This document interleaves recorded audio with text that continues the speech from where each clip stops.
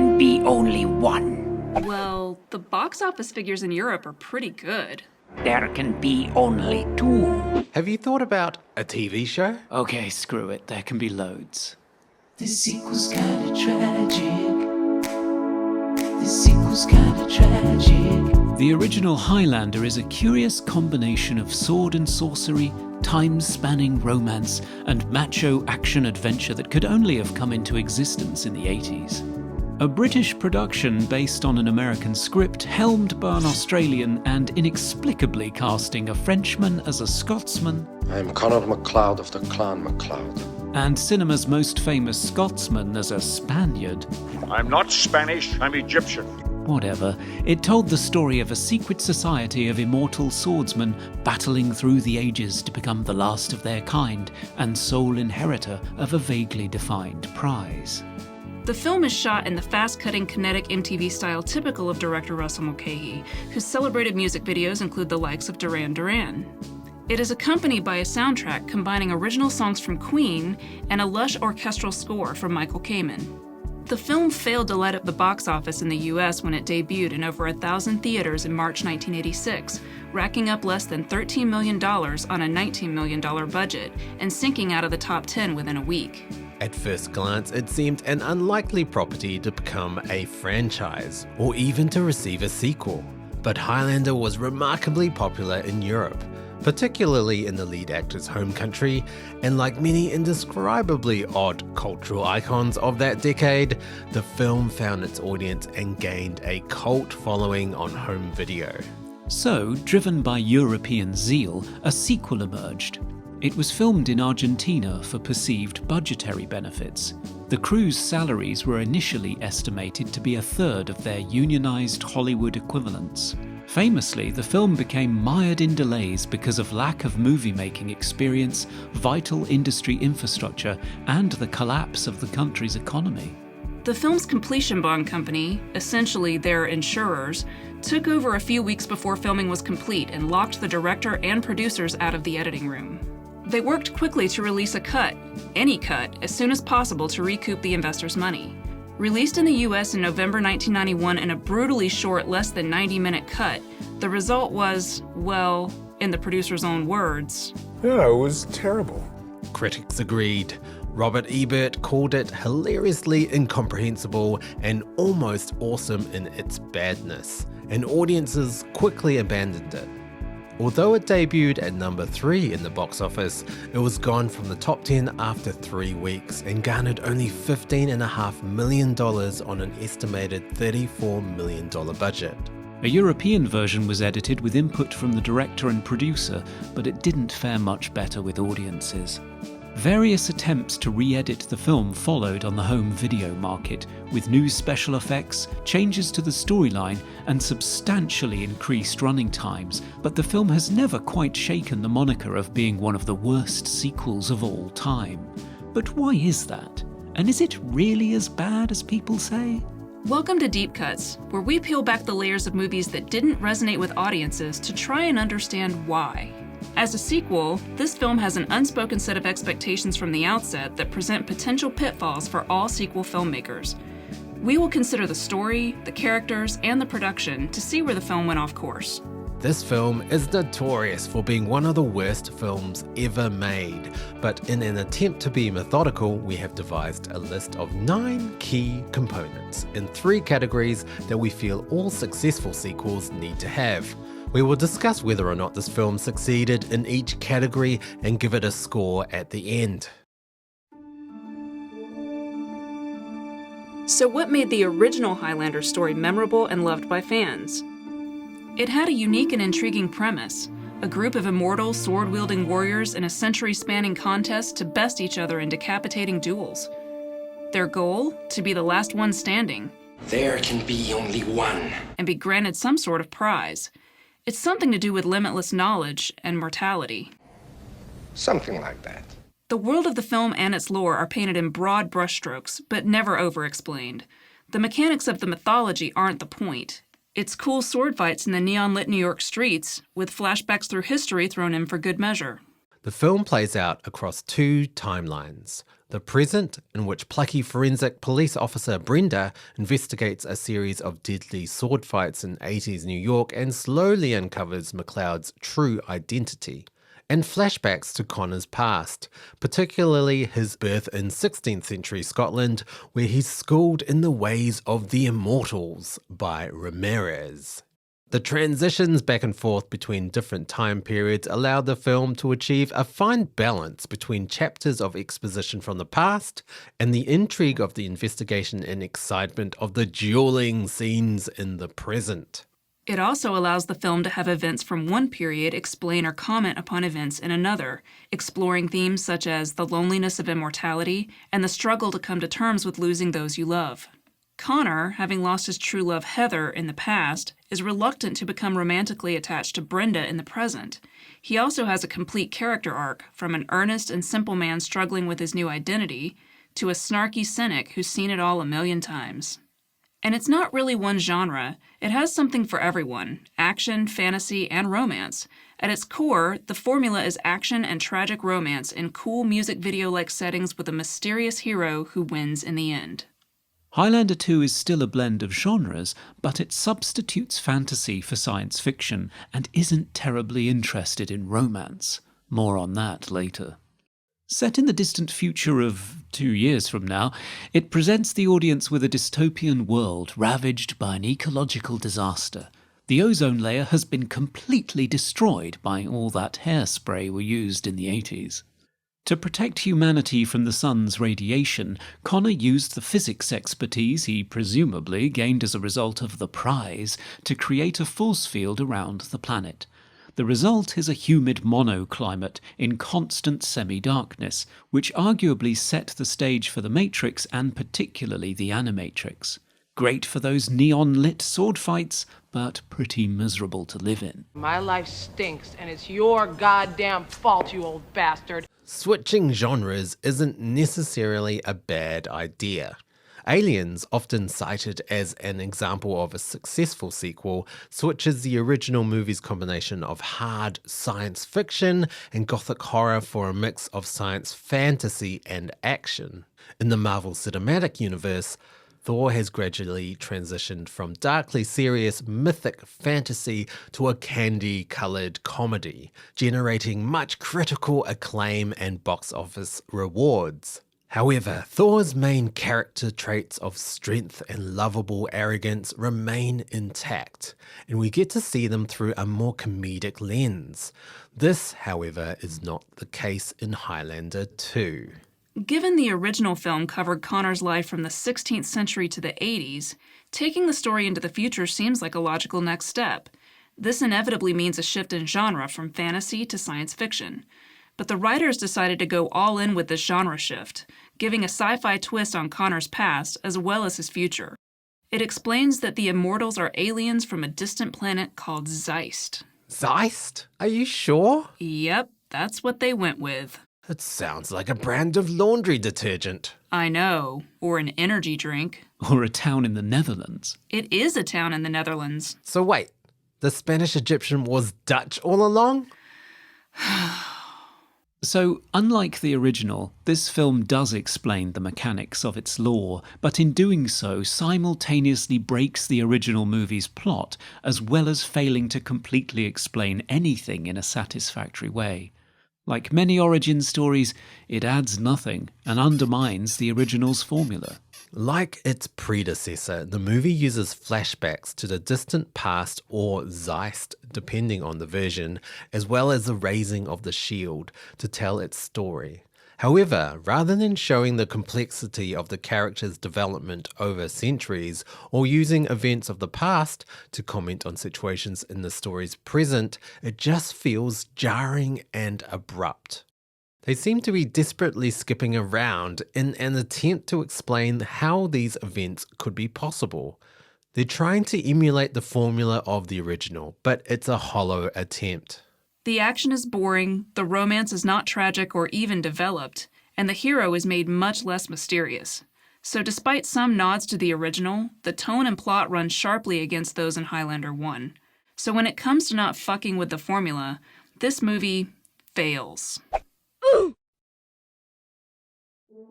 In addition to keeping the secret source intact, you also want to make sure you don't undo or negate the world building and plot established in the original film.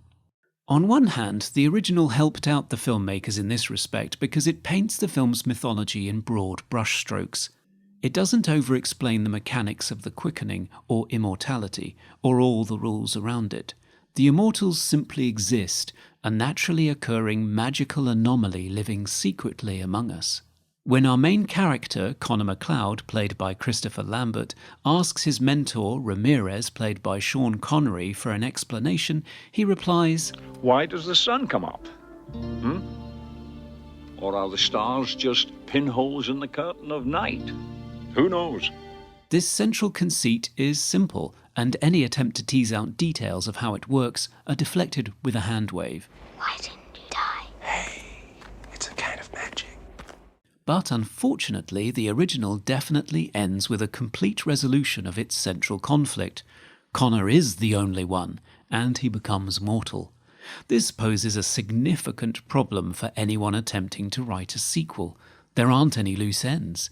If I personally had to do all that over again, I would try to work the ending of Highlander 1 so that it wouldn't appear as though it had all been neatly wrapped up. There would be kind of a cliffhanger. So how does Highlander 2 deal with this challenge and build on the foundation of the original? Well, it fails spectacularly. Not only does it negate everything Connor accomplished in the original by removing his mortality, in this movie it's revealed that he was never really the only one, just the only one here on Earth. It does so by making Connor an alien. I'm not saying it's space aliens, right? But it goes without saying it's fucking space aliens! The film's producers were quick to realize this wasn't a smart move. The audience had asked us over and over again, where do these guys come from? How did this all get started? Well, it probably wasn't a question that we should have answered. And maybe we didn't do it in the best possible way. Right. So in the Renegade cut that surfaced 4 years later, references to Zeist are clumsily removed. 3 men of the planet Zeist, hear me. 3 men of the planet, hear me. Making Connor a time traveler. Whoa, this is heavy. But it still doesn't make a lot of sense. Why would the aliens/time travelers refer to Connor as a Highlander? Remember the golden rule, Highlander. Why is his name Connor MacLeod instead of some strange Zeistian name? Isn't that your friend MacLeod, General? The writers also knew this device was preposterous. They find it impossible to explain the rules succinctly or comprehensibly to Connor and Ramirez in a court scene. What? Silence, General Katana! Louise also struggles to understand how it works.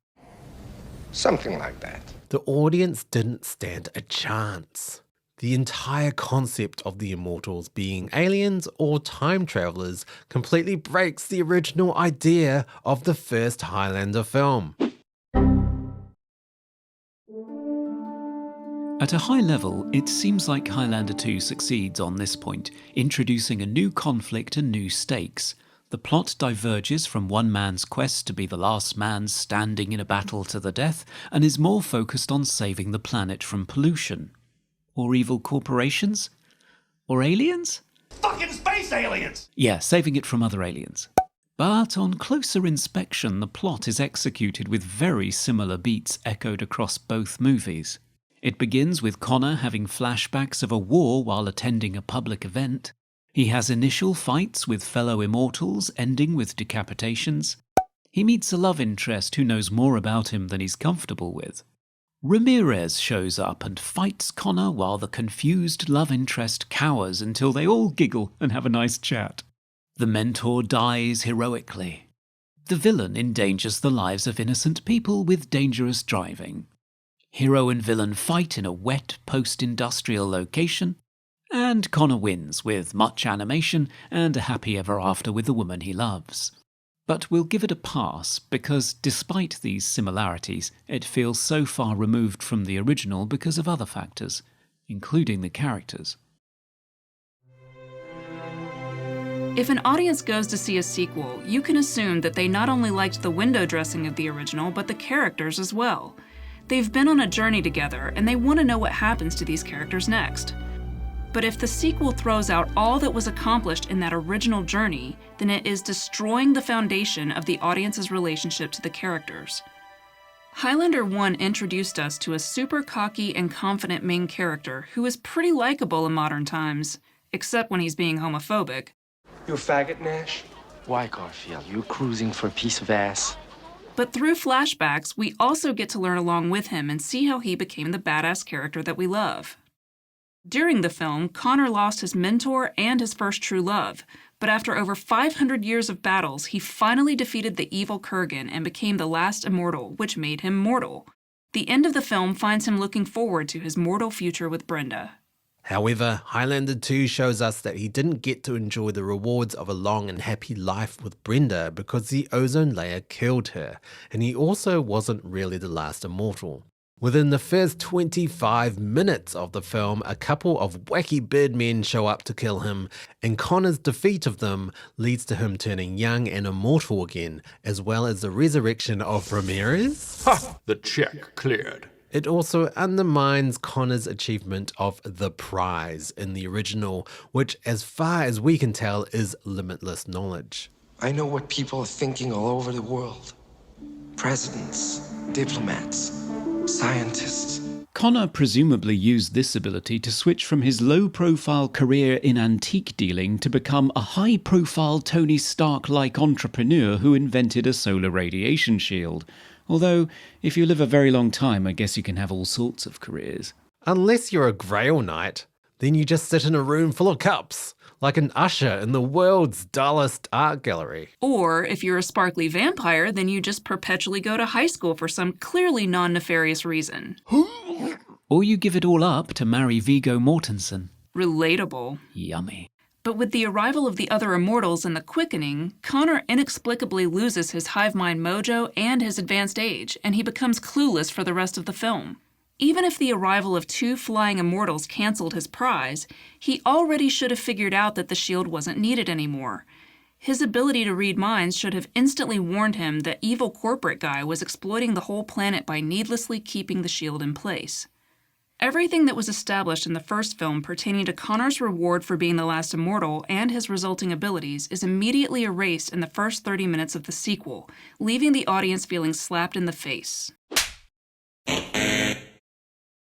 To avoid being just a rehash of the original, or worse, diverging from it completely, sequels are at their best when the characters remain intact, but now face a different type of challenge. This allows them to show new sides of their personalities and give them new struggles to which they can react. In the first movie, Connor struggles as an immortal character to find meaning and connection. His only purpose is to become the last immortal and win the prize of mortality, which he does. In the second film, he is definitely faced with a different type of problem. Ideally, in this movie, we would have seen how the transition from being immortal to being mortal changed his perception of existence, possibly in a different type of response to these new challenges. This, however, isn't really the focus of the film. The main plot is centered on the need to remove the shield around the Earth, one that Connor helped to install. His own guilt over doing this and questions about how to more carefully manage his own power are not explored. The rules around him being either an alien or a time traveller are also not explored. In fact, very little is explored.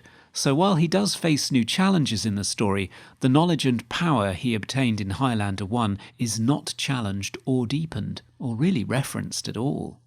Although it only works on a surface level, Highlander 2 does try to tell a new story with different challenges, as Connor is no longer fighting to be the last immortal. He's now fighting to save the Earth. So we'll give them a pass. In addition to giving established characters a new arc, a successful sequel often introduces great new characters. It's particularly intriguing to incorporate new villains, unless we're talking about horror movie sequels, of course. This movie does succeed in creating new characters, but whether they're great, well, While we keep Connor and even bring back Ramirez, anyone for golf? We get a new love interest and 2 new villains. All 3 of these characters, sadly, hinder the final film.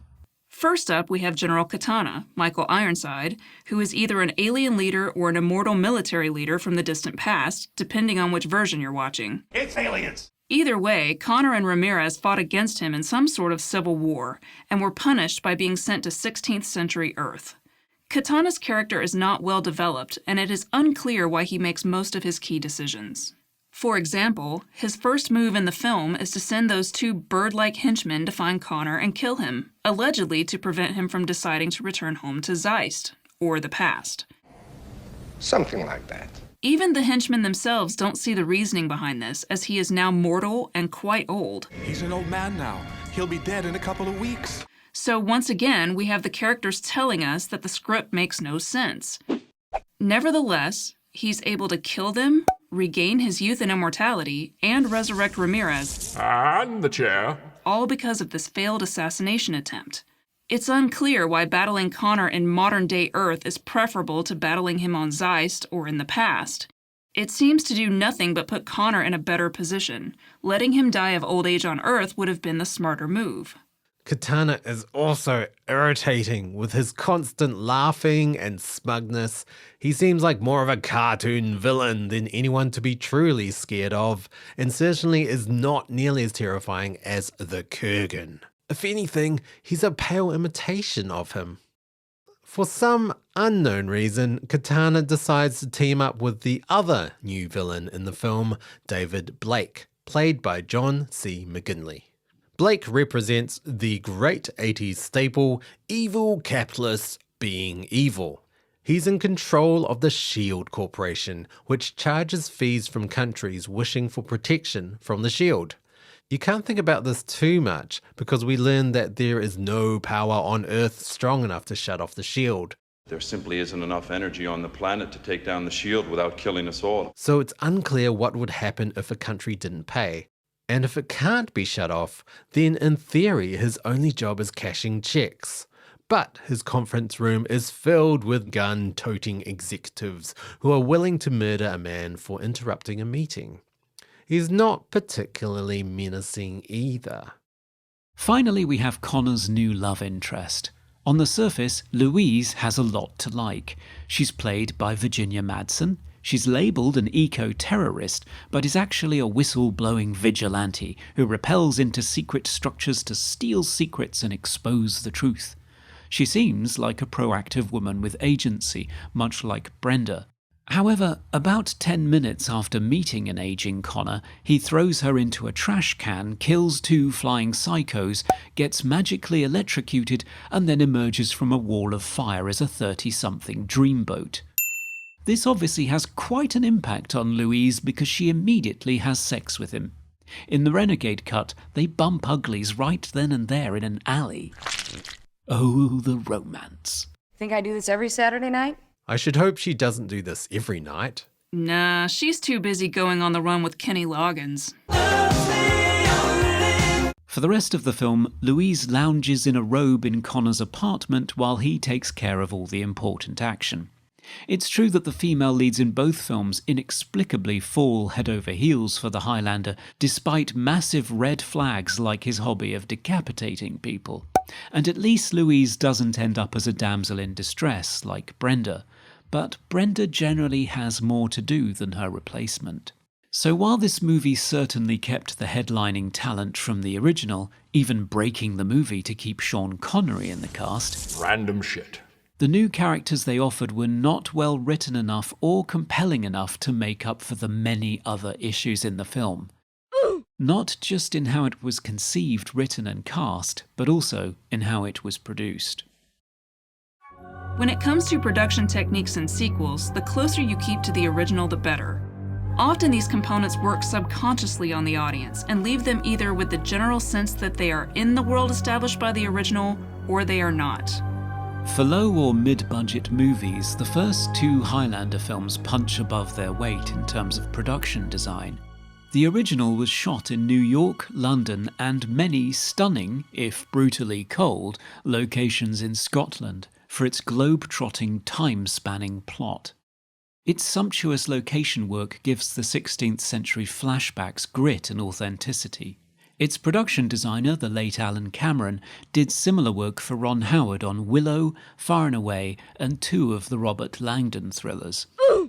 Its costumes, designed by the 3-time Academy Award winner James Aitchison, are plausible and not overly showy.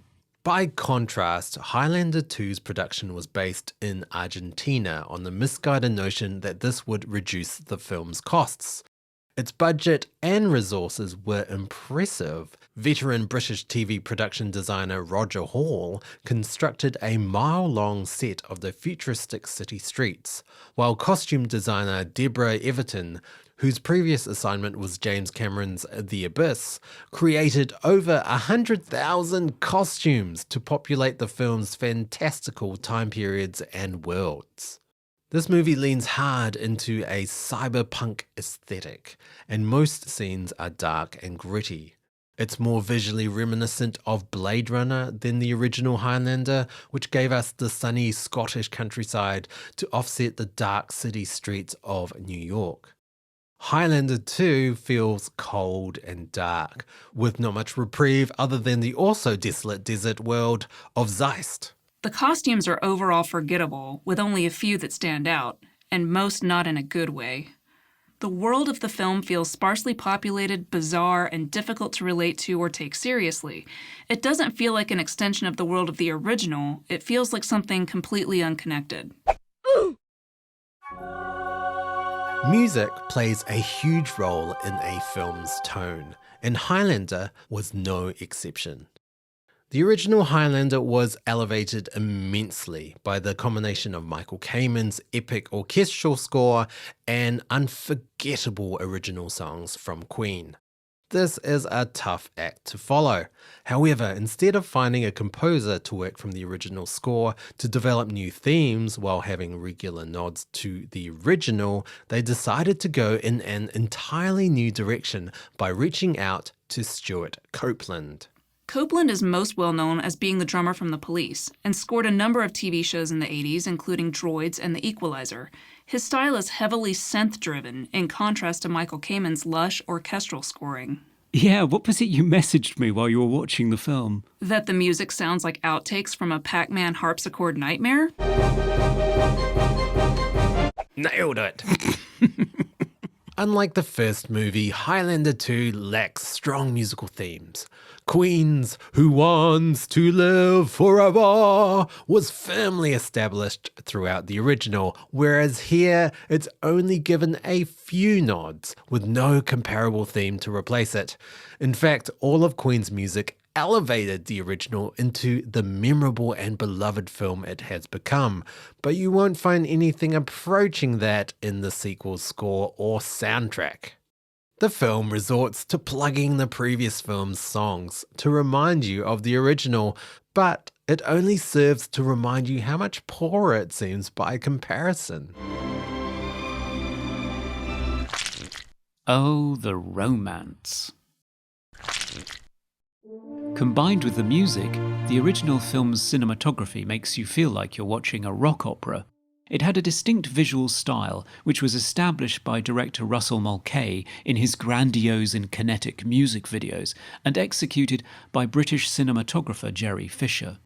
The sequel has the benefit of continuing with the same director, who elaborated on the original's visual language with Phil Mayhew, a BAFTA-nominated cinematographer who worked on Zorro and Bond movies for Martin Campbell. Rather than relying on location shooting, Highlander 2 feels very confined to sound stages. There were a few inspired shots in the film, including the opening crane shot in the opera scene, as well as the hoverboard sequence, which, while it doesn't quite hold up, did find a highly imaginative way to use practical effects to have Connor fly under the bridges in a long action shot. Several of the carefully orchestrated moving shots that transition between time periods were broken up in the theatrical cut as scenes were removed or reordered. And the director's deft hand in balancing the tone is missing too. Unlike the original, there are no lighthearted moments between characters to break up the action or the darkness. Many of the lines are delivered in a laughably flat or unbelievable tone. Let him show himself. Let him feel the quickening. and in some cases it's downright ludicrous. While there are certainly scenes with the burgeoning 90s music video aesthetic, they seem to be quickly constructed pastiches of the original's look and feel, somehow looking less impressive despite the sequel's greater resources.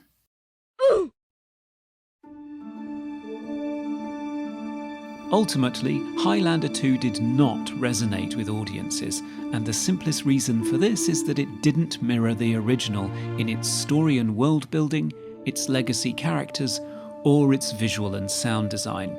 With a film franchise whose tagline is, "There can be only one," it was facing an uphill battle out of the gate, and you have to think the creators could see the criticism coming a mile away. Though it is true that the filmmakers were not able to finish the film, their proposed solution to get around there being only one completely undermined the entire original story, and was therefore never going to land with audiences. It is this problem more than any other that doomed the film. The worst and sadly very common reason to make a sequel is simply to cash in again on the success of the original, with no real intent of telling a new, compelling story. And while Highlander II may be one of the clearest examples of this, its poor performance did not discourage the license holders for long. The Highlander franchise continued on to create 4 more movies, including an alternate sequel and an anime, as well as a live-action and an animated television show, with 6 and 2 seasons respectively. So while it may be a notoriously laughable sequel, it still was not bad enough to kill the franchise. Well, it seems to be pretty dead now. Dead as dreams. Yeah, time-traveling Scottish people. Never gonna take off on TV.